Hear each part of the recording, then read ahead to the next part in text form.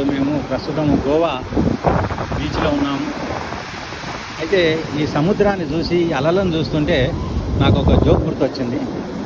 ఒక కపులు ఇట్లా గోవాకు వచ్చి ఇట్లా సముద్రం ఒడ్డున నిలబడి సముద్రం మొత్తం అల మంచిగా సముద్రంలో స్నానం చేస్తుంటే ఒక పెద్ద అల వచ్చి భార్య అలా వెనక్కి పోయేటప్పుడు భార్యను తీసుకొని పోయింది. అతను చాలాసేపు ఎదురు చూస్తే కూడా ఆమె రాలే.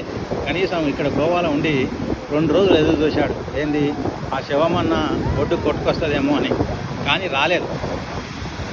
అయితే సంవత్సరం తర్వాత అతను కరెక్ట్ 1 ఇయర్ తర్వాత ఆమె గుర్తొచ్చి మళ్ళీ గోవాకు వచ్చాడట.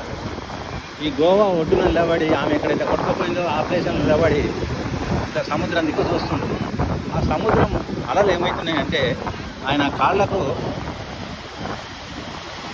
ఇట్లా వచ్చి సముద్రం అలలు ఇట్లా తాకుతూ ఉన్నాయి. ఆ భార్య పోయిన వియోగంలా అతను బాగా డ్రింక్ చేశాడు.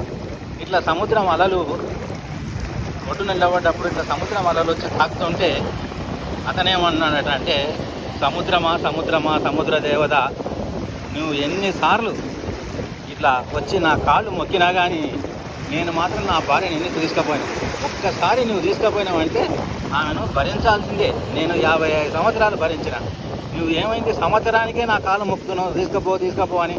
లేదు లాభం లేదు, నువ్వు ఎన్నిసార్లు నా కాళ్ళు మొక్కినా ఇట్లాగా వచ్చి అలల రూపకంగా మొక్కినా కానీ అతను అనుకుంటుండు సముద్రం అలలు వచ్చి తాకుతుంటే ఆయన కాలు మొక్కుతుంది సముద్రం అనుకుంటుండు అని సముద్రంతో చెప్పిండట. ఇట్లా నువ్వు ఎన్నిసార్లు కాలు మొక్కినా నేను మాత్రం వెనక్కి తీసుకుపోను, సారీ అని. ఇది joke. Thank you so much.